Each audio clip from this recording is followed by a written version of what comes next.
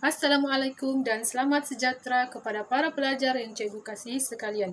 Baiklah, hari ini cikgu akan mengajar berkaitan dengan tata bahasa dengan topik kita pada hari ini iaitu kata ganda berentak dan akronim.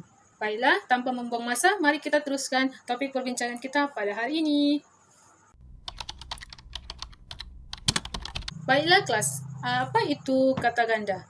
Kata ganda ialah proses mengulangi sesuatu perkataan sama ada secara menyeluruh atau bahagian-bahagian tertentu dengan imbuhan atau tanpa imbuhan. Baiklah pelajar, kita teruskan pula dengan jenis-jenis kata ganda.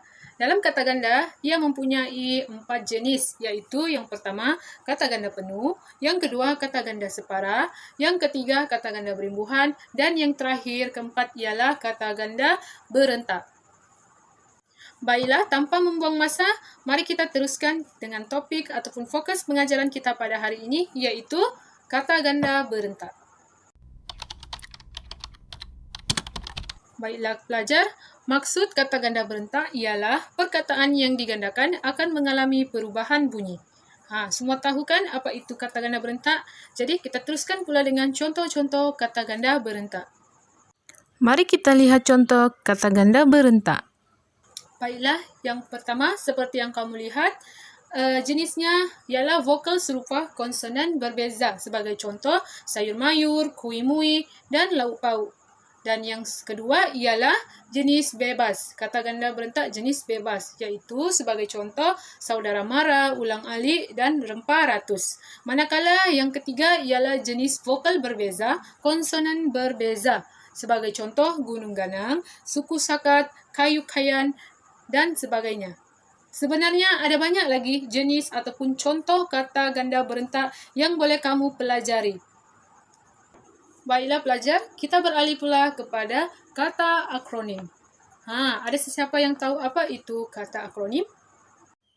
Apa itu kata akronim? Kata akronim ialah singkatan perkataan yang terbentuk dengan menggabungkan huruf awal suku kata. Baiklah pelajar, dalam kata akronim, ia terbahagi kepada 4 jenis. Yang pertama ialah gabungan huruf awal perkataan dalam rangkai kata. Yang kedua, gabungan huruf dan suku kata sejumlah perkataan.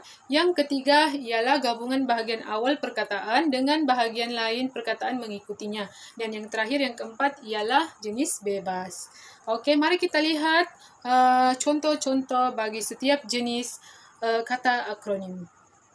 Baiklah pelajar, seperti yang kamu lihat, jenis kata akronim yang pertama ialah gabungan huruf atau perkataan dalam rangkai kata.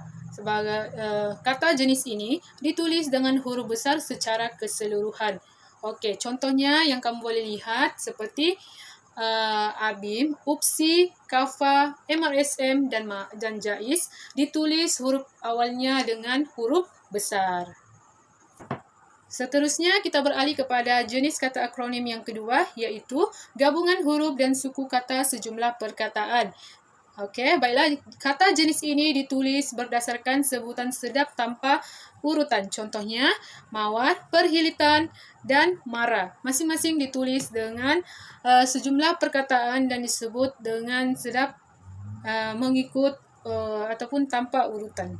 Jenis kata akronim yang ketiga pula iaitu gabungan bahagian awal pertama dengan bahagian perkataan lain.